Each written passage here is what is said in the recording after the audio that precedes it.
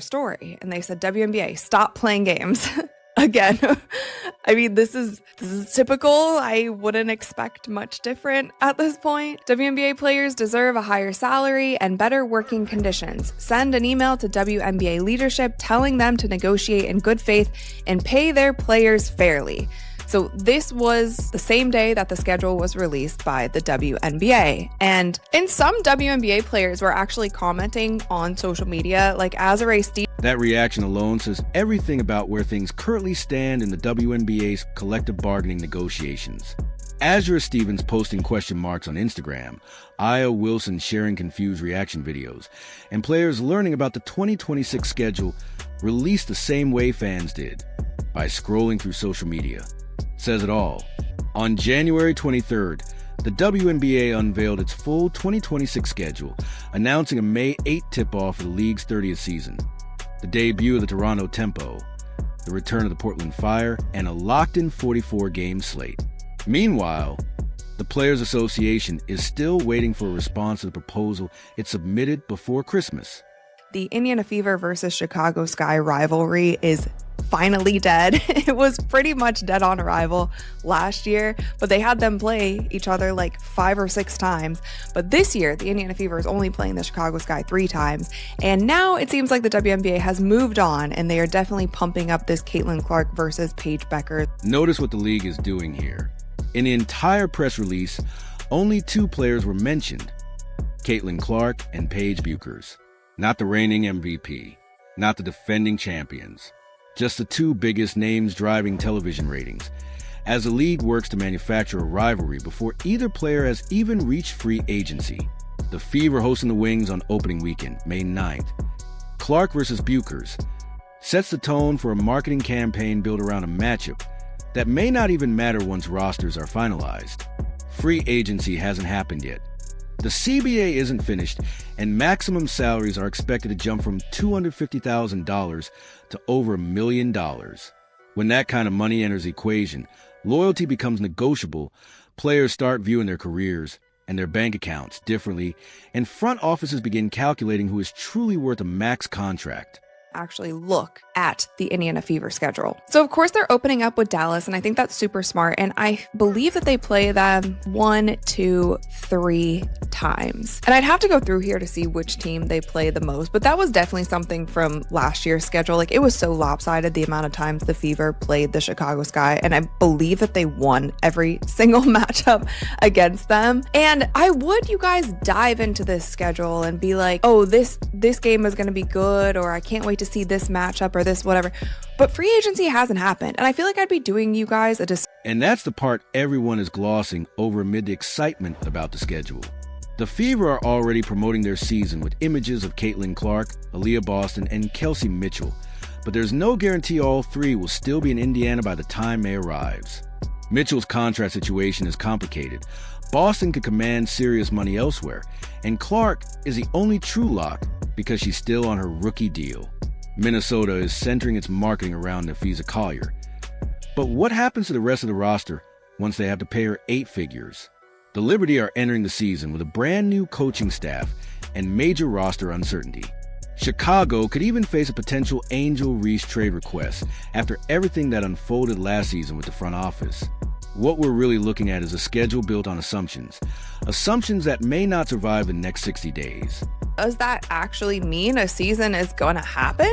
Does that mean that they've made progress in the CBA? Not necessarily. Alexa Filippo tweeted via the WNBA, releasing the 2026 schedule is a key step as we prepare for the WNBA's 30th season and allow teams, partners, broadcasters, and fans to begin the essential planning for the year ahead. The league views the schedule release as a necessary part of business operations that allows teams to start logistical planning, sell ticket packages, also to secure optimal arena dates, all the more crucial for teams who don't own. But the league didn't really have a choice. It had to release the schedule.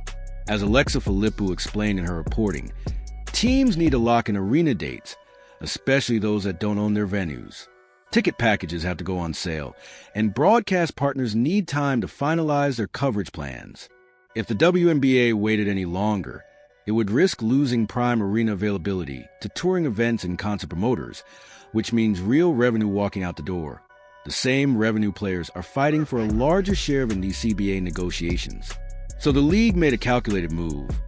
Release a schedule, project confidence that a deal will get done, push the narrative that it's business as usual, and in the process, potentially shift public opinion away from the players and back toward the league.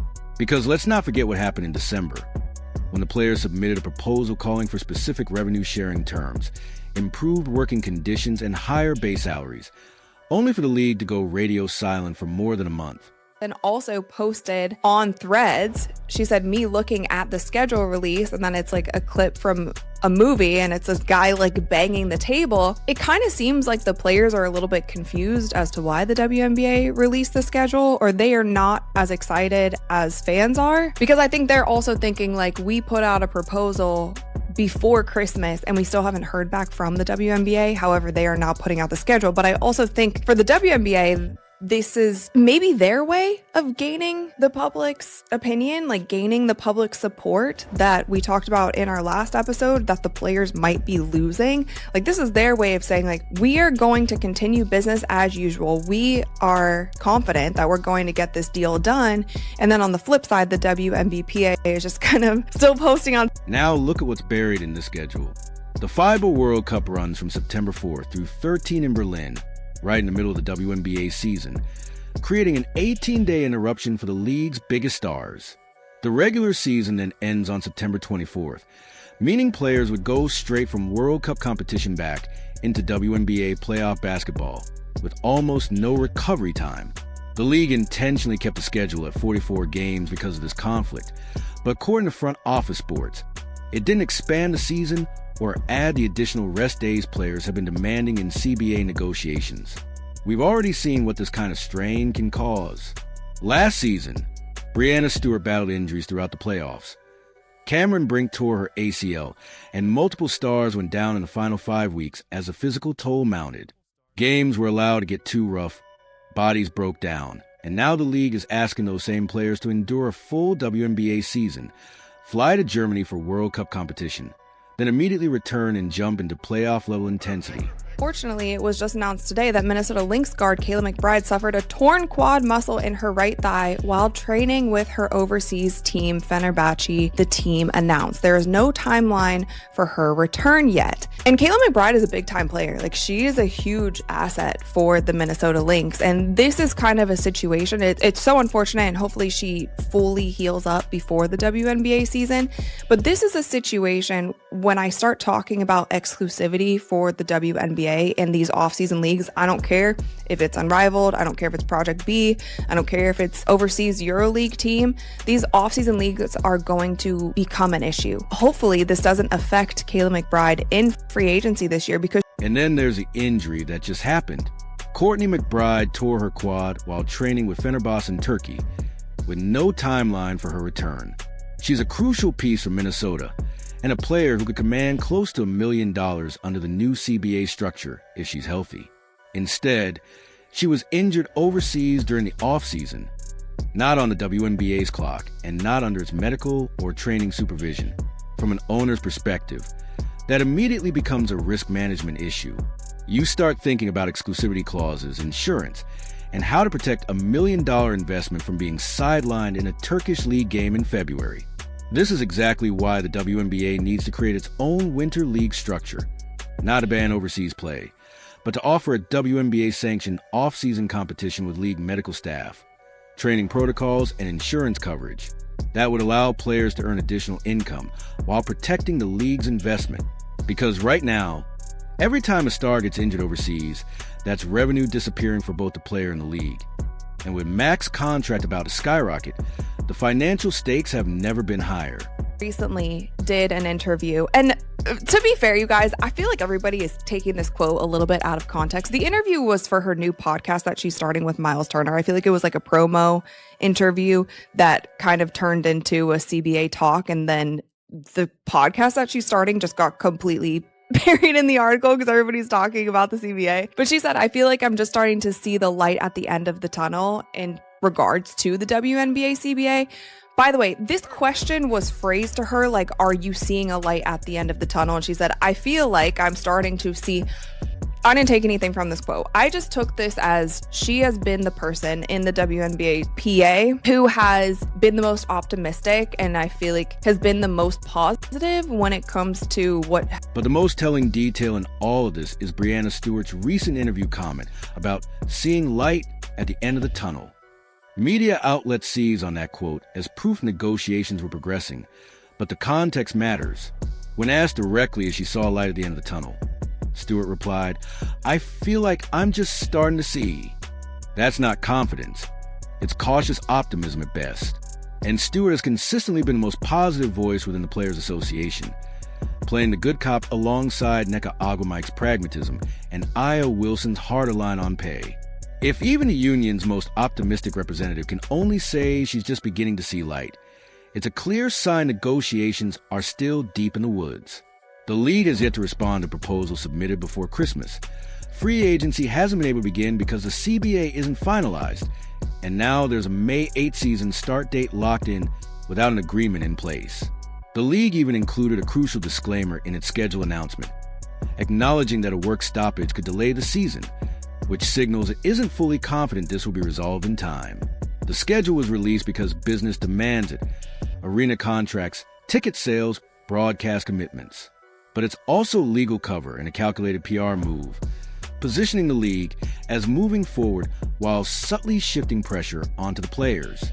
The Players Association sees that, which is why it responded the same day with a pointed message demanding fair pay and good faith negotiations. They're not buying the Confidence Act. This is theater meant to influence public sentiment by banking on fan frustration as negotiations drag on. The league has institutional power and narrative control, but the players have real leverage: sold-out arenas, record TV ratings driven by stars like Caitlin Clark, and proof through alternative leagues that women's basketball can thrive beyond a WNBA structure. So this is headed toward a showdown. May 8th is circled on the calendar, 14 weeks away, with the season being marketed around rivalries that may not survive free agency and rosters that don't yet exist. What happens next will matter. A serious counterproposal signals good faith. Continued stalling raises the real possibility of delayed games or worse. The schedule isn't a promise. It's a pressure point. The stakes are clear, the clock is ticking, and the only unanswered question is who blinks first.